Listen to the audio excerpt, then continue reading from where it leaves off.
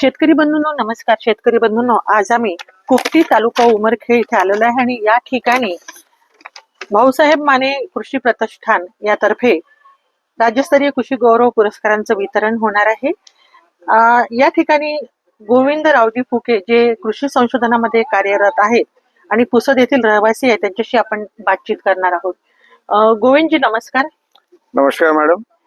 पहिल्यांदा आम्हाला हे सांगा की आपण कृषी संशोधनाच्या याच्यामध्ये कार्य करत आहात क्षेत्रामध्ये, तर नेमकं कोणत्या गोष्टीवर फोकस केलेलं आहे? तर मॅडम, माझी कृषी संशोधनाची सुरुवात झाली प्लांट टिश्यू कल्चर पासून. हा, तसा मी पदार्थ विज्ञान विभागाचा प्राध्यापक आहो आणि as a head department of physics म्हणून रिटायर झालो. परंतु मला शेतीची आवड असल्यामुळं मी शेतीमध्ये अनेक प्रयोग केले आणि त्या प्रयोगाचा एक भाग म्हणून मी स्वतःची प्लांट टिश्यू कल्चरची लॅब चालू केली. तर एक 20-25 वर्षापूर्वी, आणि त्या माध्यमातून मागच्या 15-20 वर्षापासून शेतकऱ्यांना टेक्नॉलॉजी देणं, त्यांना रोपं पुरवणं आणि त्यांचं उत्पन्न वाढण्यासाठी जे काही करता येईल ते सगळं करणं, अशा प्रकारचे माझे प्रयोग चालू असतात. माझ्याकडे नर्सरीमध्ये वेगवेगळ्या ट्रायल चालू असतात, माझ्या शेतामध्ये ट्रायल चालू असतात.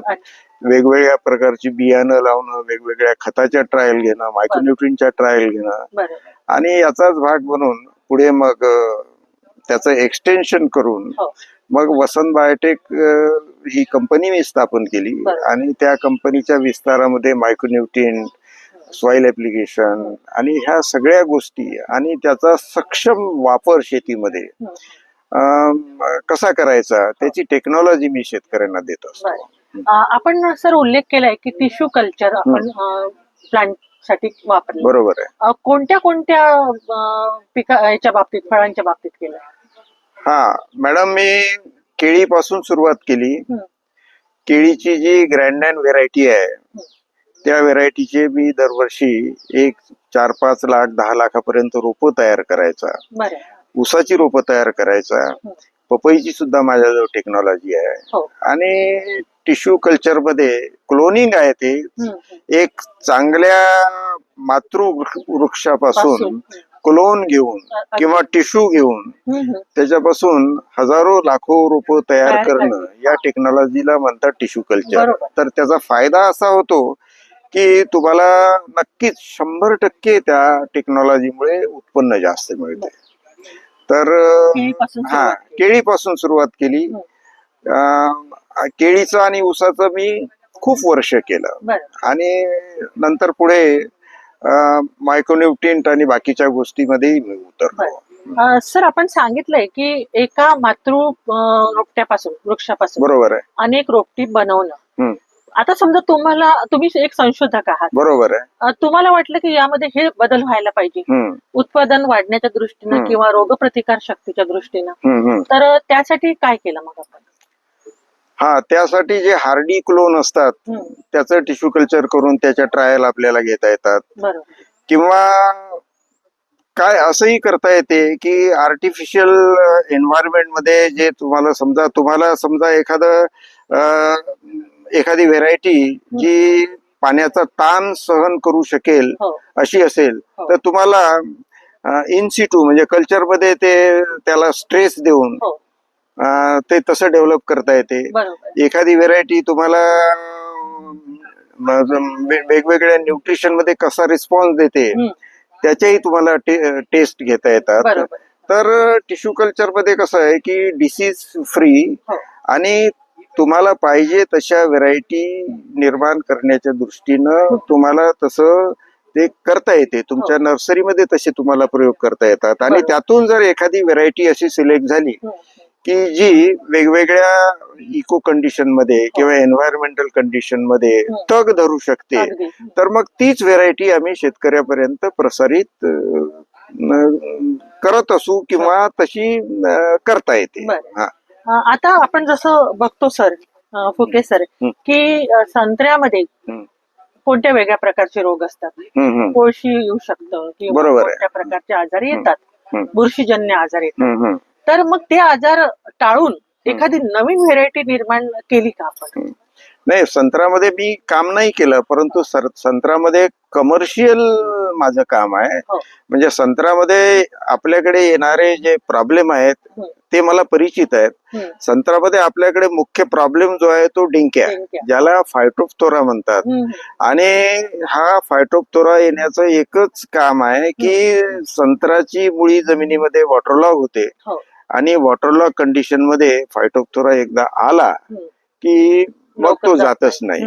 तर त्यासाठी माझा शेतकऱ्यांना हा संदेश आहे की तुम्ही डिसीज फ्री कलमा खरेदी करा. म्हणजे तुम्ही रोप अशी खरेदी करा की ज्यावर फायटोप्थोरा नाही. आणि तुमच्या शेताचं सॅनिटेशन किंवा तुमच्या शेताचं नियोजन असं करा की त्यामध्ये फायटोप्थोराची एंट्री होणार नाही. म्हणजे तुमची बाग सतत वापशात राहिली पाहिजे. ड्रेन तुमच्या शेतामध्ये चांगले असले पाहिजे. तुमच्या शेतात जी झाडं तुम्ही लावली त्याला ऑर्गॅनिक इनपुट चांगले असले पाहिजेत. सोबत NPK आणि मायक्रोन्यूट्रियनचा बॅलन्स तुम्ही साधला पाहिजे. तर हेल्दी मॅनेजमेंट प्रॅक्टिसेस जर असतील कुठल्याही हॉर्टिकल्चर मध्ये, म्हणजे चांगलं रोप, नंतर त्याचं फाउंडेशन चांगलं, आणि वॉटर मॅनेजमेंट, फर्टिलायझर मॅनेजमेंट, यामध्ये NPK आणि मायक्रोन्यूट्रियन, आणि डिसीज आणि पेस्ट मॅनेजमेंट, हे जर केलं मॅडम तर आपली बाग रोगमुक्त राहते. आणि आज एक जी निगेटिव्हिटी आली आहे शेतकऱ्यामध्ये, त्याचं कारणच हे आहे की हे एन्व्हायरमेंटल कंडिशन बदलत जातात, त्याप्रमाणे नियोजन आपल्याला साधत नाही. त्यासाठी वेल इन ऍडव्हान्स जर तुम्ही अशा कंडिशन ठेवल्या, पाऊस झाला तर तो निघून जाईल, ड्रेन चांगले असतील, आणि पाणी देताना तुम्ही कंट्रोल इरिगेशन असेल, म्हणजे तुमचं ड्रीप, परंतु ते कंट्रोल असेल. नाही तर शेतकरी ड्रीप चालू करतात, रात्रभर चालू राहते. तर या कंडिशन मध्ये एकदा म्हणजे कुठलंही पीक वॉटरलॉक झालं तर त्याला सांभाळणं कठीण असते. तर माझा शेतकऱ्यांसाठी सुद्धा हा संदेश आहे की कुठल्याही पिकासाठी जमीन वापशात ठेवा आणि हे सगळं सायंटिफिक मॅनेजमेंट करा. कारण बेसिकली मी विज्ञानाचा विद्यार्थी आहे, विज्ञानाचा संशोधक आहे. तर माझा हा संदेश राहील, जर असं केलं तर कमी खर्चामध्ये तुम्हाला जास्त उत्पन्न मिळू शकते. आता टिश्यू कल्चरच्या हिशोबाने आपण जे तयार केलेले रोप, तर कोणकोणत्या प्रकारची फळझाडे आहेत? नाही, आम्ही टिश्यू कल्चर मध्ये केळी आणि ऊसापर्यंतच थांबलो आम्ही. आणि त्याच्या पुढे तसं पपईचं मी टिश्यू कल्चर केलं होतं, माझ्या शेतातही रोपं लावली होती, परंतु ते माझं कमर्शियल नाही झालं. सर, आता केळीचं उत्पादन आपल्याकडे म्हणजे अलीकडे यायला लागलंय. पूर्वी खानदेशात जास्त घेतलं जायचं. आज कसा रिस्पॉन्स आहे तुम्हाला शेतकऱ्यांचा? नाही, केळीचा रिस्पॉन्स आता आज चांगला आहे. म्हणजे आता शेतकरी जर केळी लावायची असेल तर 80% शेतकरी टिश्यू कल्चरच लावतात. परंतु आता काही कारणानं माझं टिश्यू कल्चर एवढ्यात बंद झालंय मॅडम. जरी माझं संशोधन चालू आहे टिश्यू कल्चर मध्ये, परंतु कमर्शियल आता कसं आहे की करोनामध्ये काही प्रॉब्लेम आले, तिथून मग मॅनपॉवर हँडलिंगचे प्रॉब्लेम आले आणि तिथून मग ते स्लो डाऊन झालं. परंतु माझं संशोधनाचं काम चालू आहे. माझी लॅब आजही सुस्थितीत आहे आणि बाकी मायक्रोन्यूट्रियन आणि बाकीचे सगळे कामं माझे चालू आहेत. आपण उल्लेख केलाय की तुमची प्रयोगशाळा सुद्धा सुरू आहे. सध्या कोणते प्रयोग सुरू आहेत? नाही, आता प्रयोगशाळेमध्ये कसं आहे की फक्त R&D पुरतं आम्ही काम करतो. बाकी आता कमर्शियल आम्ही सेल बंद केला आहे टिश्यू कल्चरचा. तर R&D मध्ये कसं आहे की आम्हाला काही जर लागलं, कारण एक मायक्रोन्यूट्रियंट आणि इन्सेक्टिसाइड या गोष्टीसाठी सुद्धा चांगली प्रयोगशाळा लागते. त्यामुळे प्रयोगशाळेतल्या बाकीच्या गोष्टी हाताशी आहेत, एक स्टाफ हाताशी आहे, तर त्यातून ह्या सगळ्या गोष्टी आम्हाला करता येतात, त्याचा फायदा मिळतो आम्हाला. मायक्रोन्यूट्रियन्स आहे का तुम्हाला, तसं मागणी आहे का? मायक्रोन्यूट्रियनची चांगली मागणी आहे. बघा मॅडम, काय झालं आहे की आपण शेतीमध्ये NPK टाकत गेलो आणि मागच्या 40 वर्षापासून फक्त आपण NPK टाकत गेलो. तर त्यामुळं कसं, आणि शेणखताचा आपला वापर कमी झाला. हो. शेणखताचा वापर, कंपोस्टचा वापर कमी झाला. NPKचा म्हणजे फक्त नत्र, स्फुरद, पालश याचा वापर वाढला. हो. आपण हायब्रिड व्हेरायटी आणल्या, त्याच्यापासून आपण हाईल्ड घेतलं, आणि आपण मायक्रोन्यूट्रिन जर जमिनीला दिली नाही तर ती मायक्रोन्यूट्रिन तुमच्या प्लांट मध्ये राहत नाही. आणि मायक्रोन्यूट्रिन डेफिशियन्सी प्लांटवर जर आल्या हो.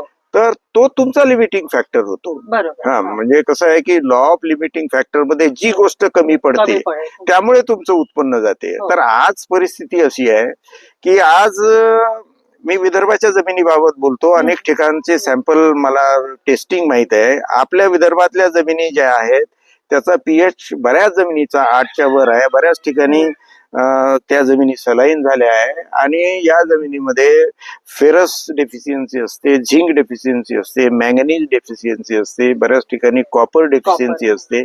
आणि या डेफिशियन्सीमुळं कसं आहे की हे मायक्रोन्यूट्रिन आपला लिमिटिंग फॅक्टर झाला आहे. बरोबर. कारण मायक्रोन्यूट्रिनचा अपटेक म्हणजे प्रत्येक नवीन पान येताना, नवीन कळी येताना, फूल येताना मायक्रोन्यूट्रिन ते रोज लागतात झाडाला. आणि या मायक्रोन्यूट्रिनची मोबिलिटी झाडामध्ये कमी असते. म्हणजे फेरस एकदा पानामध्ये आलं तर पानात ते तिथेच राहते. ज्यावेळी म्हणजे फ्लावर किंवा फ्रूट डेव्हलप होण्यासाठी जे समजा तुम्हाला फेरस लागेल किंवा जे झिंक लागेल, जे बोरॉन लागेल, जे कॉपर लागेल, ते त्यावेळी जमिनीतून उचलल्या गेलं पाहिजे. समजा तुमचं प्लांट हेल्दी आहे आणि बोरॉन डेफिशियन्सी आली तर कळीच बनणार नाही. आणि बनली तरी ती गळून जाईल. म्हणजे मायक्रोन्यूट्रिन हा लिमिटिंग फॅक्टर आज झाला आहे. म्हणून माझा शेतकऱ्यांना हा संदेश आहे की नुसतं NPK वापरू नका, त्यासोबत मायक्रोन्यूट्रिनचा बॅलन्स वापर करा. आणि मायक्रोन्यूट्रिनचा वापर जर आपण केला तर एक हेल्दी प्लॅटफॉर्म तुमचा तयार होईल. मायक्रोन्यूट्रिन तुम्हाला सॉइल मधून देता येतात, स्प्रे मधून देता येतात, आणि पिकाच्या ज्या क्रिटिकल स्टेज असतात, जसं आता फ्लावरिंग स्टेज ही क्रिटिकल स्टेज आहे, नंतर अर्ली डेव्हलपमेंटची जी स्टेज आहे, बाळपण, ती क्रिटिकल स्टेज आहे, कारण त्याशिवाय स्टँड चांगला होत नाही. अशा वेळी जर मायक्रोन्यूट्रिनचा वापर केला तर मॅडम तुमचा पिकाचा स्टँड चांगला राहतो, रोगकीड अशा पिकावर कमी येतात आणि तुम्हाला उत्पन्न चांगलं मिळते. सर, शास्त्रीय दृष्ट्या जर विचार केला तर तुम्ही एक शास्त्रज्ञ म्हणून जमिनी बाबत सांगू शकता. शेतकऱ्यांनी कसं जाणून घ्यावं की माझ्या जमिनीमध्ये काय डिफिशियन्सी आहे? शेतकऱ्यांनी मॅडम जर शेतकरी शेतात जात असेल, निरीक्षण करत असेल, तर मायक्रोन्यूट्रिन डेफिशियन्सी जर असतील तर पीकच उत्तर देते, पिकाची वाढ खुंटते. विशेषतः मायक्रोन्यूट्रिनची डेफिशियन्सी ही नवीन वाढ जी आहे ना त्यामध्ये लगेच दिसून येते. जसं आता शेंड्याची पानं तुमची पिवळी होतात, पांढुरकी होतात, नंतर चुरगळलेली असतात, नंतर कळीची वाढ होत नाही, फ्लावर सेटिंग होत नाही.